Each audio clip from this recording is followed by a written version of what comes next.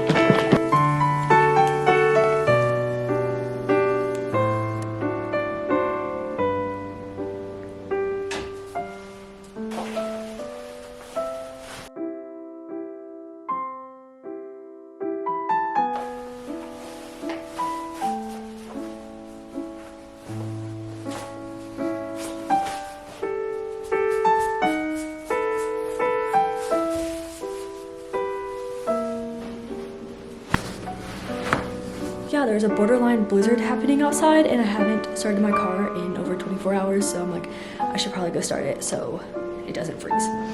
So yeah, getting all prepared.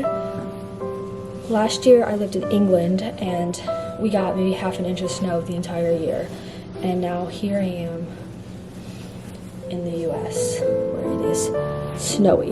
So snowy, guys.